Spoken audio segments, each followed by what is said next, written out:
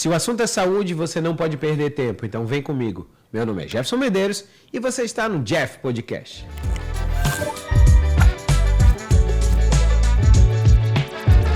Bom, pessoal, o podcast de hoje, o assunto é um assunto que eu trouxe de coração, muitas pessoas me pediram já para falar sobre isso, que é a importância da empatia na linguagem médica, né? A gente sabe que a empatia, no contexto médico, remete à sensibilização do médico pelas mudanças sentidas e refletidas, momento a momento, pelo paciente. Então, não se trata apenas de cuidar do paciente pelo aspecto físico, mas também de cuidar do bem-estar emocional e mental. Tal prática pode ter um impacto bastante positivo na qualidade de vida dos pacientes. Ensaios clínicos mostraram que, com esses cuidados, pode-se reduzir a dor, pode-se reduzir a depressão, a ansiedade e ainda contribuir para a efetividade das intervenções terapêuticas, por meio de maior adesão ao tratamento e satisfação na relação médico-paciente. Para falar sobre esse assunto de grande importância, eu trouxe um convidado e eu vou falar uma coisa para o senhor, professor. Pela unanimidade entre pacientes e amigos, eu quero trazer aqui para vocês hoje na entrevista o Dr. Gerson Mourão, que é médico mastologista, ginecologista e oncoplasta, membro da Academia Brasileira de Mastologia e hoje em dia diretor-presidente da Fundação SECOM. Seja bem-vindo mais uma vez, né, professor? Obrigado pelo teu programa. Eu estava até com saudade, viu? Desde a última vez que nós fizemos aquele programa, que quando eu vi o programa já tinha acabado, eu ia até dizer, pô, mas já, né? Aquela história que eu falei da última vez com você. Mas eu tenho que agradecer e acho que o tema é muito relevante para todos nós. Graças a Deus. Vamos lá. Para a gente falar, o Jeff Podcast acontecer, a gente vai falar sobre os nossos patrocinadores. Então, o Hospital Checkup, que é o queridinho de Manaus, e ele está no coração da nossa cidade, ali no bairro de Adrianópolis. Mandar um abraço para o meu amigo lá. O Jaquimon, toda a família Jaquimon. Exatamente. Não, é importante a gente mandar um abraço, porque a gente vai falar sobre isso, sobre empatia. Então, não adianta a gente ter tecnologia, a gente ter coisas de primeiro mundo, se a gente não tiver empatia. O Jaquimon é muito sensível, viu? Eu conheço ele. Humanização dentro da nossa equipe, da equipe não só cirúrgica, lá no centro cirúrgico que a gente opera lá, e também da equipe de enfermagem como um todo. IBK, carro de aluguel, desapega. Então, eu venho falando sobre os carros que a gente pode simplesmente não se preocupar com IPVA. Se você está preocupado com o seu seguro, eu simplesmente já há 2 anos eu deixei de comprar carro. Aluguei meu carro, primeiro ano, acabou o primeiro ano, eu vi que ele não tinha, eu não gostei muito do carro, simplesmente eu fui lá, entreguei, peguei outro. IBK, carro de aluguel, desapega. E o Graco Viagens, destinos incríveis. Então, se você quer viajar, quer aproveitar, está chegando aí no final do ano, ou se não, vamos pensar agora mais perto, pelo menos no feriado de 5, 7 de setembro, aproveita. Faz contato com o Graco, vê uma viagem, pode ser aqui no Nordeste, pode ser lá para o Sul, aproveita que agora lá no Rio Grande do Sul as coisas já estão voltando a funcionar. Graco Viagens. Foge um pouquinho daquele turistão onde você vai chegar, vai ter um monte de gente, conversa, tem uma coisa bacana, conversa com o Graco, que ele vai te falar sobre os melhores locais para você ir. Pode ser com família, pode ser uma viagem romântica, mas fique à vontade, Graco Viagens. Professor, eu acho que o mais importante para a gente falar na nossa medicina, nós viemos de um tempo, a gente tem um pouquinho um gapzinho entre a sua geração e a minha geração, mas a gente veio numa geração onde não se falava muito disso. Eu lembro muito bem, às vezes na faculdade, aquela história que as pessoas sabem que às vezes o paciente era o número do leito ou a doença que ele tinha, e que poucos eram nos passados sobre como você tratar bem o paciente, como ter empatia. O senhor acredita que hoje em dia, agora em 2024, seria importante a gente trazer para a nossa academia, para os nossos alunos, esse passo a passo de uma empatia? Nós temos que lembrar uma coisa, que houve uma ruptura filosófica e histórica do Descartes, né? Uhum. Corpo e mente. E isso não deixou de impregnar toda a geração médica. Isso é real. E eu acredito assim, hoje nós estamos vendo uma reintegração disso. Por exemplo, dentro da minha própria formação, talvez algo que tenha dentro de mim, eu diria assim, eu nunca olho para uma pessoa que está diante de mim como sendo a carne que está ali. Mas ela tem, além da carne, ela tem energia, tem um espírito, etc. Então, quando eu olho para uma pessoa que eu estou buscando um tratamento, ela está dentro de um triângulo para mim. Lá, a divindade dela, que ela sabe melhor do que eu quem é essa divindade. Tem a vivência dela, que nós precisamos respeitar, o princípio da autonomia. E na outra ponta, no outro extremo, a ciência. Então, eu sempre procuro trabalhar com essas três coisas. Né? Ou seja, respeitar os princípios da nossa paciente. Eu acho que isso aí faz parte de um processo de humanização. Falando sobre os seus pacientes, hoje a gente está fazendo esse podcast, a Júnia Januária, que é sua paciente, que é a minha produtora, e quando a gente pensou nesse assunto, não tanto para mim quanto para ela, só veio uma pessoa, só veio você na cabeça para a gente falar sobre esse assunto.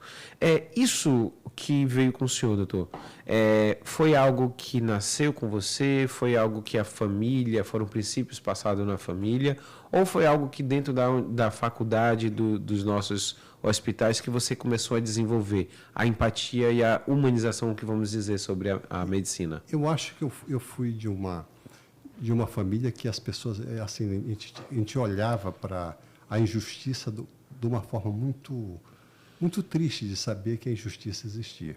Então, a minha família, ela carrega essa coisa. Eu ia para o interior do meu avô, ele tinha uma fazenda, eu ia para lá, e me chamava a atenção da condição como as pessoas viviam. Quer dizer, meu avô, um homem que tinha dinheiro, e eu olhava diante de mim aquelas pessoas pobres, humildes e tal. Isso sempre me chamou muito a atenção.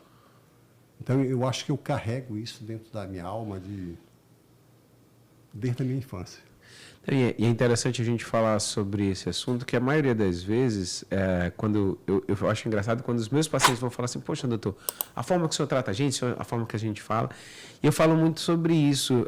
Elas às vezes vêm fazer uma comparação e eu falo, olha, dentro da faculdade não existe uma disciplina de empatia. Não tem. Não tem. Então, assim, eu brinco dizendo assim, isso aqui vem de casa. De casa, exatamente. Você tirou, exatamente isso. Educação. Os valores que são passados dos nossos pais, das nossas famílias, é que vão... E eu tenho também, eu carrego uma característica também da minha... Eu posso falar abertamente isso, porque tanto faz do serviço público como do serviço privado, minhas pacientes, elas têm o meu celular. Né? E eu sempre digo, tu não me liga, tanto tu passa a mensagem, eu vou analisar, aí sim, se tu estiver em apuro, tu me liga, mas tu não me liga. Tanto é, senão eu estaria com o celular o tempo todo aqui carregado, né? Mas então, assim, eu acho que dentro da minha relação, elas sabem que elas podem contar comigo. Eu acho que esse é o ponto mais fundamental de uma relação. Uma outra coisa que eu vou contar essa história agora. Uma das coisas também que eu sempre procurei dentro do meu consultório, não é do SECOM, dentro do meu consultório, é ter respeito por elas. Por exemplo, eu nunca fiz diferença entre uma paciente de convênio e uma paciente particular. Eu tive uma determinada pessoa que disse assim, olha, tu podes escolher um dia para ser particular e no outro dia o convênio. E nesse dia da particular, tu tem que oferecer um café mais refinado, algumas coisas. E eu virei para essa pessoa e disse, sim, mas como é que eu vou entrar dentro do meu próprio consultório com essa divisão injusta que eu sempre carreguei dentro de mim? Então, eu nunca... E professor, eu vou falar uma coisa que, às vezes, é uma coisa que choca muitas pessoas, mas eu vejo muito isso. Quando a gente vai falar até sobre particular, ou sobre convênio, sobre SUS, um paciente é um ser humano. É uma vida que está lá do outro lado. Né? O respeito que a gente tem que ter. E eu digo muito isso, porque assim, a gente não vai entrar num hospital que seja privado e diferenciar o paciente que eu vou operar no SUS.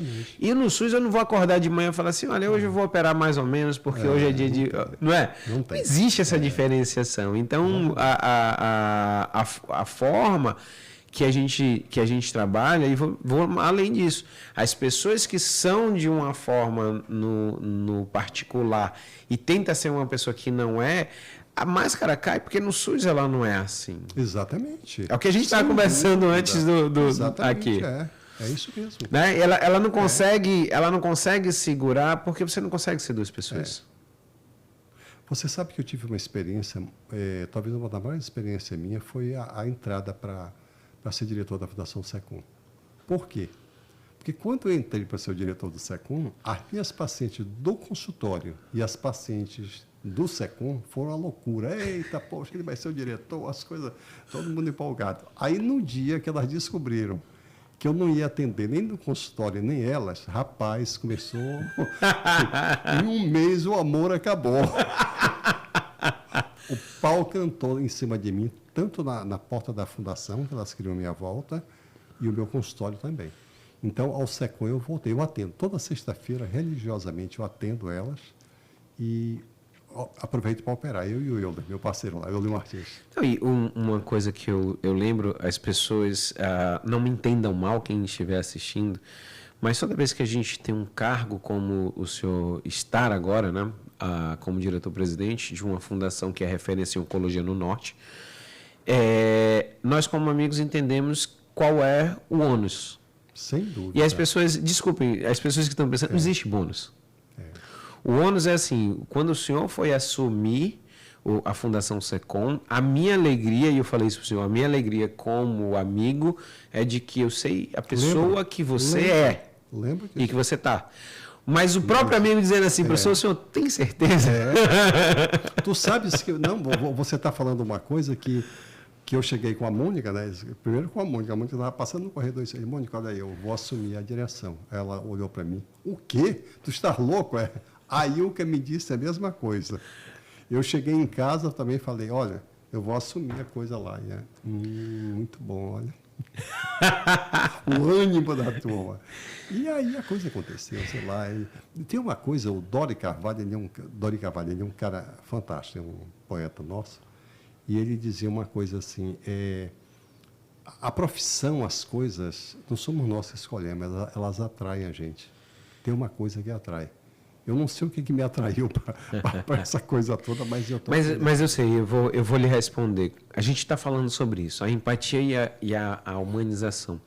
Então, o que a gente vê como amigo? A gente via a sua dedicação, o seu carinho, é o que eu falo para o senhor. Eu nunca atendi, nem na Fundação SECOM, nem no SUS, nem no privado, alguma paciente que falasse isso do senhor. Então, assim, existe as GER7s, vamos chamar desse, ou Mouretes.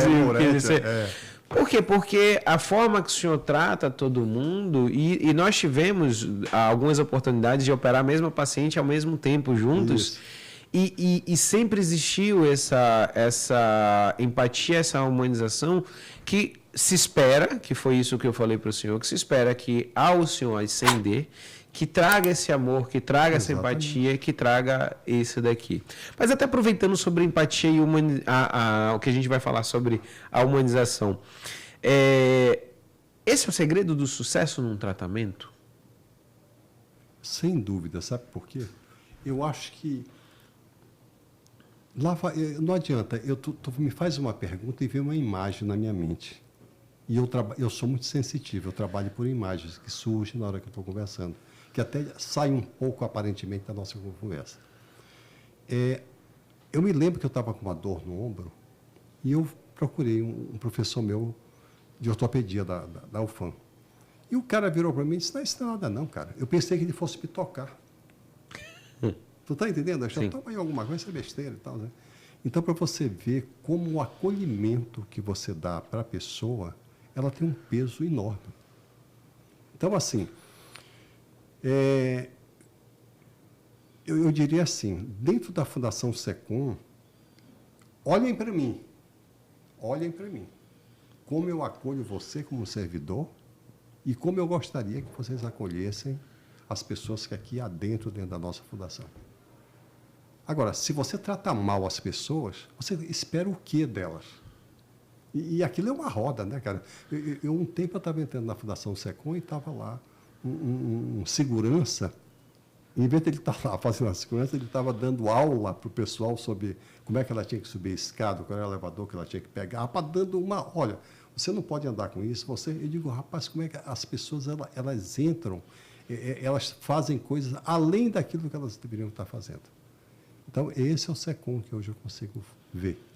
E é interessante, as pessoas, eu sempre falo muito isso, eu acho que acadêmico ainda, eu entrei como acadêmico plantonista, e eu fiquei pelo menos 15 anos dentro da Fundação SECOM. Acadêmico, depois plantonista na urgência. Quer dizer, eu já passei em todas as fases. Como especialista, cabeça e pescoço. E eu sempre falo muito para as pessoas que quem está lá, ela está por paixão. Porque se a gente for pensar em parte financeira, lá não vai dar dinheiro. Financeiramente, se você for para o seu consultório, se você mudar o seu foco, você vai ter mais dinheiro. Então, assim, muito do que se tem lá dentro, e eu posso falar da minha geração e da geração mais antiga, todos os que olham lá estão por amor. É assim, sem dúvida. E o que a gente percebe também, sabe, Jefferson, assim, o que é que me chama a atenção? O que eu aprendi também ali dentro? Não vá achar que as coisas têm que funcionar como um diretor, que ele tem que sentar na ponta da mesa. Tem que ser ali aquela... Lembra da tábua redonda, aquela dos caras? Eu sempre procurei imaginar o nosso jogo ali numa tábua redonda, numa mesa redonda, onde não tem um cabeça. Porque se você pensar bem e você respeitar a expertise de cada uma pessoa, você vai ver que ele tem muito mais para te ensinar do que você para ele. E outra coisa, quanto mais alto você está, você vai perdendo esse contato. Esse contato, né? Com as pessoas que estão lá embaixo e aos seus redores. Professor, outra coisa, essa relação médico-paciente, como é que o senhor vê ao longo dos anos? O senhor acha que nós estamos chegando gerações, está se deteriorando, a coisa está melhorando? Como é que o senhor vê, principalmente o senhor que está numa posição onde você consegue ver do alto o que está acontecendo aqui embaixo? O que eu vejo? Eu tive um problema, lá vai eu ter que lembrar, porque eu vivo dessas lembranças, elas surgem para mim. Eu vou te falar uma coisa, recentemente eu tive um problema, né, que eu não sabia se eu estava infartando, se era um pneumotórax, enfim, eu não sabia o que eu tinha, uma dor no peito quase me acaba. E eu fui para um determinado hospital, o que eu notei? Eu notei uma coisa, que as pessoas, elas tocam menos e olham mais. Eu fui de uma geração do Dr. Contitelli, desse pessoal, que disse, eu estou com uma dor aqui, não sei o quê. Ele pegava o esteto, botava lá, palpava a tua barriga, te olhava. Então, existia todo um processo que você saia até bem de lá. Eu acho que hoje, assim, a tecnologia ela é importante, ela é. Mas a gente não pode deixar desse toque, desse olhar sensível para essas pessoas, para ela não achar que elas estão sendo avaliadas unicamente por um aparelho. Então, é isso que a gente tem que mudar. E eu trazendo aqui, toda vez eu acho interessante que algumas vezes as pessoas que trabalham muito com tecnologia e falam sobre IA, e eu lembro que uma discussão uma vez, a discussão de um restaurante, eram alguns amigos falando assim, não, a medicina daqui a pouco a gente vai botar tudo num organograma, então você vai botar o que o paciente está sentindo, que vai... E eu ria. E as pessoas sem entender. Aí eu falei assim, tem duas coisas que o computador nunca vai fazer uma inteligência artificial. Primeiro, para a gente que é cirurgião, botar a mão na barriga, tirar assim e falar, é um apendicite, pode pedir sala. Exatamente. Isso aí não existe. Esse toque, o feeling. Né? Exatamente. E o segundo é a empatia. O calor. Hoje, eu posso falar, eu falei para o senhor anteriormente que eu operei um câncer raro semana passada, de um câncer de tireoide, e que hoje eu sento com a família, 4 da família, mais um vídeo com mais 10 da família do outro lado, 14 pessoas ali, e aí o que era mais importante para o paciente, para a esposa do paciente, era o toque. Foi o abraço, foi o acolhimento, foi a empatia, foi a oração que a gente fez. O paciente, antes de começar a cirurgia, pediu para fazer uma oração. Toda a equipe cirúrgica parou para fazer a oração que ele queria fazer. Então, assim, eu vejo que a IA vai estar para resolver muita coisa. E seja muito bem-vinda, né, professor? Bem-vinda. Não, isso aí é indiscutível. Agora, você está falando exatamente o que eu comecei a falar na nossa discussão. Você está reproduzindo o que eu disse, assim... O que é que eu senti do meu professor? Que era o meu professor. Faltou o toque dele em mim. E isso não tem tecnologia que vai tirar isso da gente. Então, eu acho assim, nós temos que evitar que a medicina evolua para essa condição de ser algo frio. Se só você olha e diz que você está... Como eu me senti dentro do hospital, entendeu? Como eu me senti. Quer dizer, eu me senti... Agora vem a parte da melhor parte do tratamento.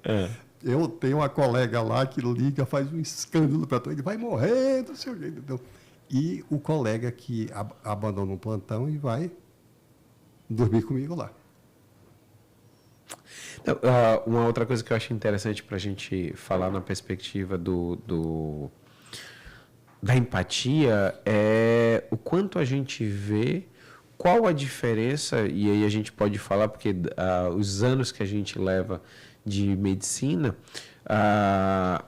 o quanto a diferença faz com uma pessoa que tem sucesso ou não dentro da área. O senhor acredita também que a empatia é um pilar que precisa?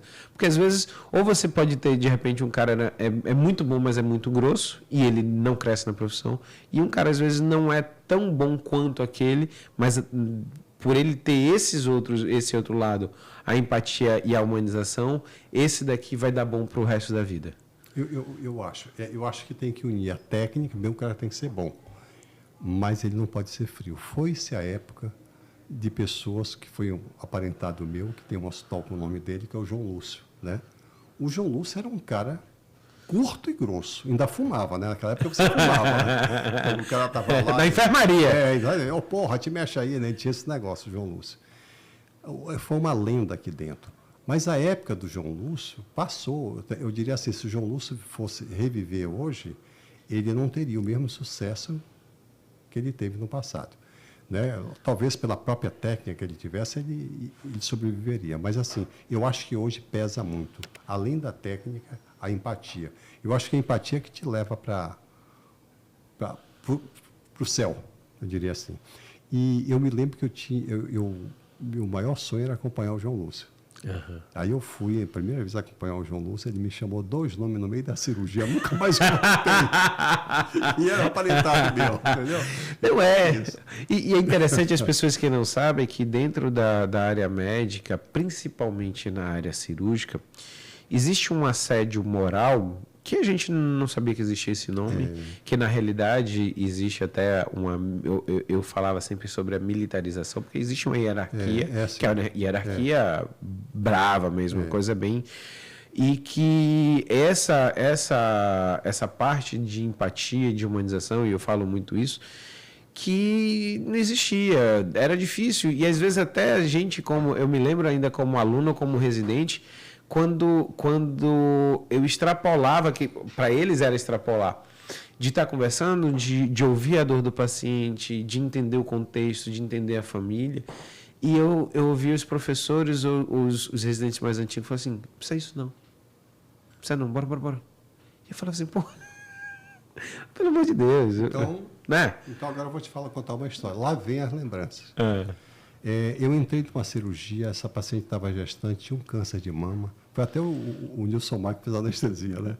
O Nilson Mar ficou de 7 da manhã até 7 da noite e ainda pegou falta no plantão que chegou atrasado. No outro plantão. E aí o que aconteceu? Eu comecei a cirurgia, entrou, parece que o Roberto aí fez a reconstrução, o menino entrou, arrancou costela, tirou um pedaço do pulmão, enfim, foi uma cirurgia horrorosa. Horrorosa não, desse ponto de vista assim foi. E ela gestante, nunca esqueci isso. Resultado da história. Secou nessa época, o UTI era um quartinho só que tinha lá. E quando eu passei no outro dia, eu virei assim, pô, mas essa pessoa precisava de um apoio psicológico, de um negócio assim. E o colega que tinha entrado virou e disse assim, mas para quê? Tu está entendendo a história? Quer dizer, eu fui dessa geração onde a coisa era muito mais mecânica, a coisa, então não existia isso. E tanto é verdade que entrou uma psicóloga por nome Lídia Furlan, e ela me chamou uma vez se eu conheço quem é o seu paciente, quem é o paciente da fulana de tal e quem é o paciente do seu outro colega. Eu disse, como assim? Isso é simples. O da sua colega, ela é apavorada. Do seu colega, ele é resignado. E o seu paciente, ele é muito esperançoso. Eu nunca esqueci isso. Olha que coisa bacana, né? O conseguir ter o olhar, porque nós, como médicos, e a nossa parte é oncologia, nós sabemos de várias coisas que pode acontecer. A gente sabe de todo viés, o que pode dar de bom, o que pode dar de ruim. E a gente levar a esperança, para mim, para o senhor, é o mais importante. São coisas que vão passar da nossa mão e entrega para o pai, porque ele sabe. O senhor tem alguma história interessante exatamente sobre isso? Sobre, às vezes, a gente vai falar um pouco sobre empatia, sobre espiritualidade, onde o senhor até desacreditou, porque eu lhe contei, posso depois contar aqui dentro, sobre vezes que você desacredita e o paciente tinha tanta fé que algo que você achava que seria impossível aconteceu. Não, eu já tive um caso de ter operado de uma freira, e aí, quando terminou a cirurgia, eu sempre gostei muito de operar tumor de ovário, né? Tinha um negócio de ovário. E aí, quando eu terminei, elas estavam tudo lá fora, eu disse, olha, 6 meses aí. E elas eram muito religiosas, e eu terminei indo lá no convento, almoçava lá e tal. Essa senhora passou dos 6 meses, viveu aí quase 2 anos.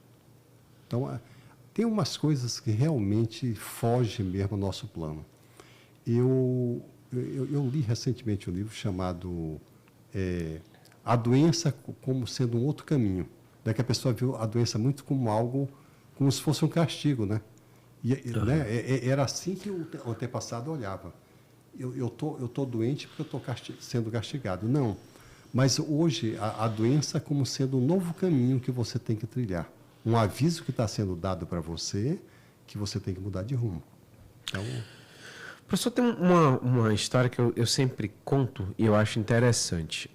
Eu lembro muito bem que na época que eu era interno, para quem não sabe, interno é o último ano da faculdade de medicina, eu passava sempre num paciente que teve um momento onde a família me chamou e falou assim, doutor, saiu o resultado da biópsia do pulmão do papai e a gente descobriu, bateu, realmente confirmou que ele tem um câncer de pulmão.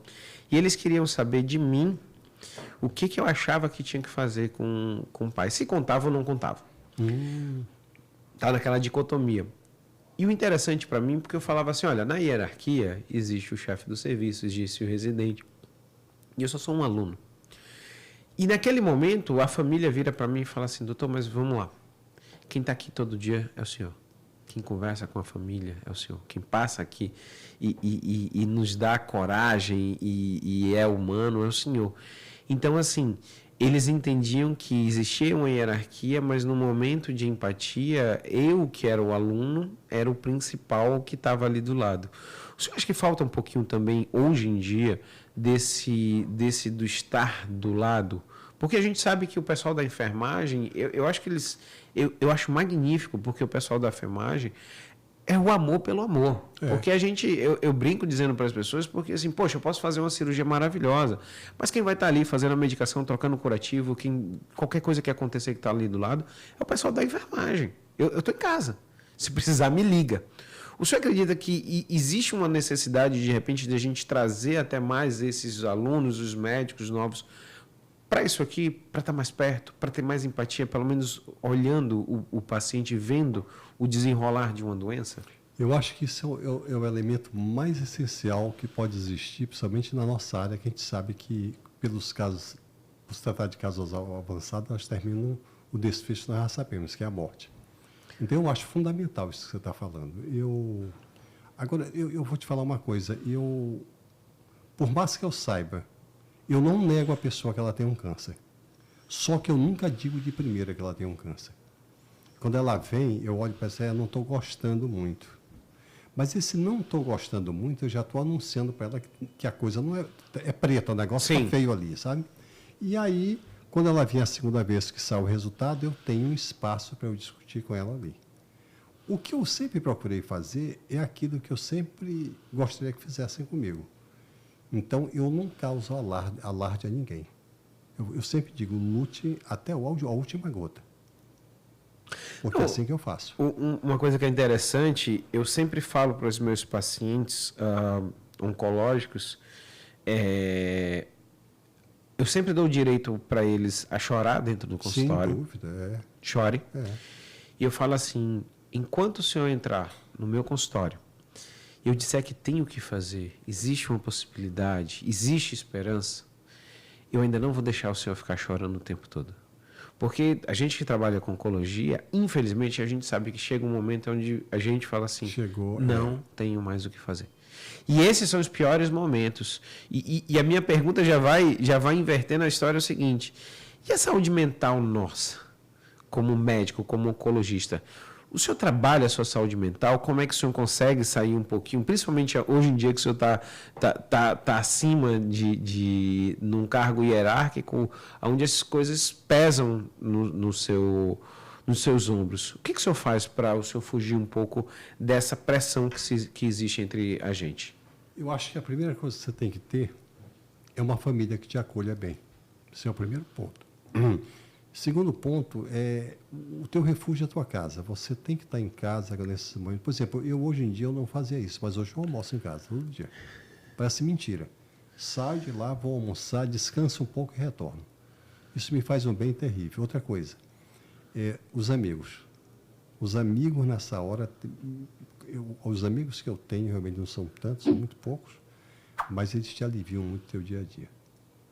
O Hiroya, por exemplo, que é o dono do Sussurrante, sabe? Sim, sim. Então, uma vez ou outra eu apareço lá com ele para a gente ficar jogando conversa fora, rindo, não sei o quê. Então, isso tudo é uma forma que eu encontro de dissipar a minha atenção. Pedalo um pouco e vou voltar a jogar o que eu sempre gostei, o tênis de mesa. Foi agora depois das Olimpíadas, você começa a olhar de novo, você começa a ter mais preocupação, né, de voltar para fazer.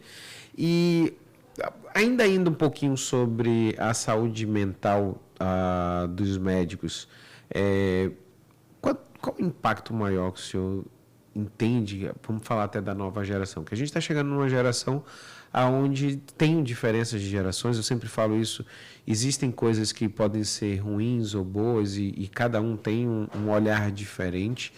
Mas, assim, uma das coisas que eu vejo muita falta dentro dessa nova geração, da resiliência, e aí beira um pouquinho da empatia. Vou lhe explicar por quê. Assistindo uma palestra uma vez, um médico falando que o aluno do último ano de Harvard, medicina de Harvard, quando dá 5 horas da tarde, que é o horário dele sair, ele pede para o professor dele, fala, professor, já deu o meu horário. Olha só, o cara estudou muito para passar em Harvard, fazer medicina, e das 5 horas da tarde o cara tira a luva dele e vai embora porque já deu o horário dele. A luta trabalhando com gerações diferentes. Como é que o senhor vê, como é que o senhor consegue trabalhar também isso daí? Empatia, a humanização. O senhor tem algum ponto onde o senhor tenta equilibrar essas gerações que a gente vai vir de forma diferente? Vamos supor assim, você está falando do ponto de vista de como eu educar essa pessoa. Exatamente. Deixa eu te falar uma coisa. Existe uma coisa que talvez seja a coisa mais importante que você possa imaginar. Por exemplo, Cristo não escreveu nada. Sócrates não escreveu nada. Não é verdade? Com certeza. Olhe para mim. Olhe para mim. Entendeu? Faça o que eu faço. Então, por exemplo, eu estou vendo os estudantes de medicina estão ali comigo. Como você recebe as pessoas? Não precisa estar sorrindo, abraçando. Não. É uma coisa extremamente natural. Vira até brincadeira lá dentro, né? Então, assim, eles começam se eles nunca viram, eles vão ver uma outra forma de se tratar com dignidade uma pessoa, que é isso que as pessoas precisam. Entendeu? Então, você acredita muito que é o exemplo. Exemplo, acabou. O exemplo somos nós. Então, eles têm que se ver, exatamente nisso. Não, interessante o senhor falando, eu sou professor ainda de cirurgia da Universidade da Estadual, e eu falo muito isso, que, vamos dizer, os meninos têm que passar todo dia na enfermaria. E às vezes eles falam assim, pô, professor, mas sábado e domingo eu preciso vir também, não dá para a gente dividir? E eu falo sempre isso. Existe uma coisa, porque assim, médico, principalmente a gente da cirurgião e piloto, quanto mais horas de voo, melhor. Né? E eu falo, e a segunda coisa que eu bato muito em cima deles é exatamente isso. A empatia. Como é que se fosse seu pai, você queria que um dia passasse um médico e outro dia outro médico? Então, assim, essa história de você começar a ter uma responsabilidade com o seu paciente. Ah, não é meu, é seu. É seu, você é aluno. É ali que é o momento. É ali onde você começa a ter os primeiros contatos. É ali que você começa a ter a empatia. É ali onde você vai entender que aquele dali, poxa, não era um tumor, não era um câncer de estômago, não, era o seu fulano. E o seu fulano tinha 4 filhos. Você está entendendo? E de repente uma filha especial que ele que cuidava, e que se ele for embora... isso é muito difícil para a gente, né, professor? Sem dúvida. Deixa eu te contar uma história, porque vai ser o oposto quase dessa situação aí. Por exemplo, no SECOM, nós tínhamos uma fila imensa. Aí a Ilka tinha um paciente, o Euler tinha 10 e eu tinha 3. Sabe o que nós fizemos para poder acabar com as filas no SECOM?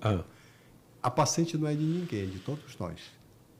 Então, por exemplo, a paciente da Ilka, ela vem comigo, que a Ilka não vai conseguir operar a tempo, e o tempo é importante, ela vem comigo para me conhecer e ela dizer se ela aceita. Depois que opera, ela volta com a colega. Mas você vê, isso não é desrespeito à pessoa. Aí, eu estava até comentando um tempo sobre isso aí. Mas aí você rompe com o princípio da autonomia. Eu digo sim. Mas o que nós precisamos entender é que tem um princípio enormemente mais poderoso, que é o princípio da não maleficência. Ou seja, de você não permitir que um mal aconteça a essa paciente. Então, qual é a forma que eu vou encontrar? Que ela venha a mim, que ela aceite a condição de eu operar para eu salvá-la, e depois ela volta com a médica dela. E quer que eu te diga? Mais de 90% delas aceitam. Quando ela não aceita, ela volta para a médica. A médica vai ter que... Não, e o princípio, a gente falou sobre Sócrates, né? Desculpa, Hipócrates, vamos para Hipócrates. Primo non nocere, né? Então, se nós pensarmos, e eu acho que isso é mais uma das coisas que eu quero que as pessoas estejam assistindo a gente, entenda o amor de quem está no hospital oncológico. Porque é o seguinte... Eu lembro muitas das vezes, na equipe da Cabeça e Pescoço, tinha época lá na Fundação SECOM que só éramos 3. E se eu fosse viajar e sair de férias, a minha preocupação, olha como é que era. Era fazer uma reunião onde eu dizia assim, alguém pode operar esse paciente especial, porque se ele passasse, a gente sabe, se ele passasse de 2 semanas, ele estaria sendo inoperável, e aí eu ia ter a dicotomia desse paciente ficar vivo, desse paciente falecer. Então, assim, quando as pessoas falam sobre a premissa de que se o paciente é do doutor fulano, ele tem que continuar do doutor fulano, eu acho que a inteligência que o senhor teve é dizer o seguinte, olha, primeiro vamos dizer para esse paciente que a chance maior para ele ficar vivo... Exatamente. Né? Porque existe uma fila. Existe uma fila, exato. Existe uma fila. E se ele tiver... Se eu me colocasse no lugar do paciente, se eu tivesse uma opção de ser mais rápido, sabendo que minha chance de cura era maior, eu queria ser operado mais rápido. Sem dúvida. E tu quer ver outra coisa também? Teve um movimento nosso dentro do SECOM que foi muito interessante. Toda paciente que atinge os 10 anos, ela sai de alta. Aí, o que nós fizemos? Atingiu 10 anos, a gente foi colocar a turma todinha para fora. Elas não saíram, não. Foi um quebra-pau dentro do SECOM. Sabe como é que nós conseguimos isso? Por respeito a elas. Chamamos, nós lotamos o auditório do SECOM para a gente fazê-las entenderem uma coisa simples. No momento que vocês saem, vocês dão chance das outras que estão com câncer serem salvas. Acabou o conflito.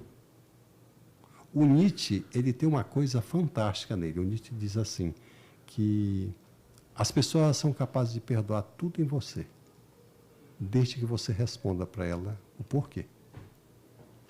E é bonito o senhor falar sobre isso, porque quando a gente está dentro de e a gente já discutiu muito o sistema de saúde, muitos pontos têm que ser melhorados. E eu lembro, olha que interessante que o senhor falou, o senhor sabe disso, eu tive a possibilidade de ir para o Canadá para fazer estágio, e lá existia uma referência contra referência. Só que a coisa era tão bonita, porque o que acontecia lá?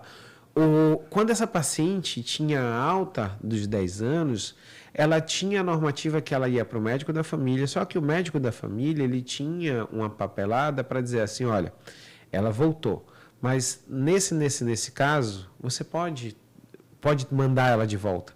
Então, elas assim, têm prioridade. Elas têm prioridade na volta. Então, o que era interessante? A gente via que você tratava o paciente, operava o paciente, curava o paciente. Com 10 anos, ela voltava para o sistema. Exatamente. Onde outro ia ter a possibilidade, exato. A chance de vir ser tratado. Mas não é que a gente relegava ela. Não. Ela já ia com toda a regra do jogo embaixo do braço. Para dizer assim, olha, nesse caso, volta, que a gente vai estar de porta aberta e as coisas vão...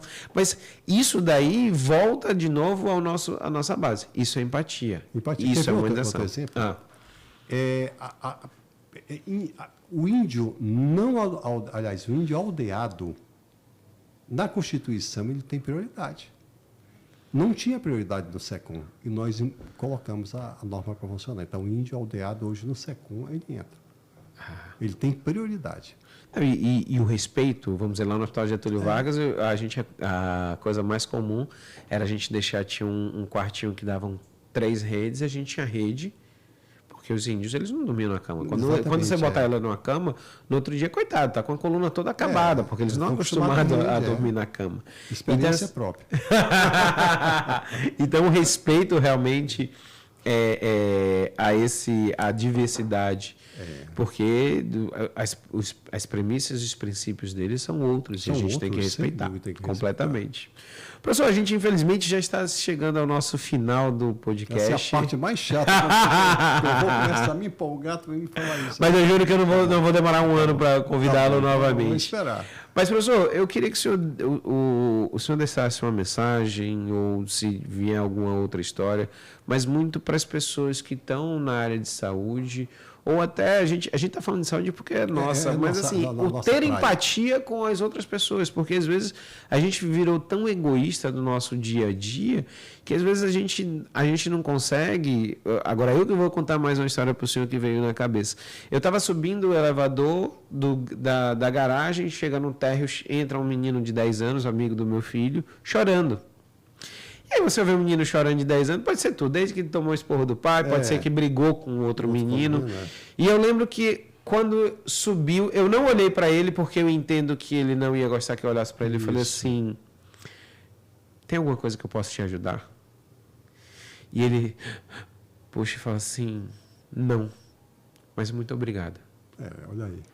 Você não sabe se ali, se ele dissesse, não, tio, olha, o fulano de tal, um menino que é mais velho do que eu, me bateu. Poxa, não dava para eu ter feito alguma coisa? Exatamente. Mas você entende que a empatia, ela pode começar simplesmente num elevador de um bom dia, ou o que está acontecendo com você.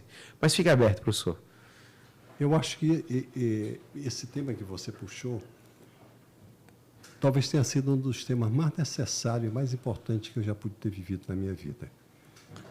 Eu acho que essa questão da relação médico-paciente, o respeito pelo próximo, isso é algo que tem que estar no nosso dia a dia.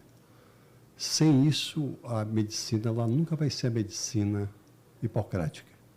Porque o Hipócrates, se você for lembrar na origem, né, uma das partes mais importantes dele era a questão de ordem da humanização. Não era questão de ordem técnica, era a questão humana, muito humana, que estava ali escrito. Né? Nós perdemos muito disso e eu acho que hoje nós estamos começando a ver a necessidade de se voltar a essas bases da éticas que marcaram profundamente a vida das pessoas. Marca profundamente. Se a gente for, para terminar até, mas se a gente for pensar... O que era antigamente os médicos da família, não o sistema que é casinha do médico da família, mas os médicos que eram da família, exatamente. Era isso aí, era empatia. Era todo mundo conhecia, sabia quem era, recebia um café, um bolo, mas exatamente. Sabia que ele estava ali para fazer o melhor e tratar uma família toda, né? Sem dúvida. É isso. É uma grande lembrança que você trouxe. Turma, se você gostou desse episódio, por favor, compartilhe aí com seus amigos. Eu acho que é interessante, quem for da área da saúde que você conhecer, pode ser enfermeiro, pode ser médico, pode ser fono, pode ser dentista, encaminhe, porque eu acho que está faltando muita empatia hoje em dia dentro da nossa área de saúde. E é algo que deveria ser trabalhado realmente dentro das nossas universidades, porque o olhar para o outro, ele está sendo esquecido. E eu acho que a cura, como a gente falou, né? Mas sabe, você me chamou agora a atenção para uma coisa. Lembra que eu falei para você? Eu não olho para a Fundação SECOM hierarquicamente. Eu olho a história da mesa redonda. Eu olho que todos os servidores estão no mesmo nível. Se cada um tem a sua expertise.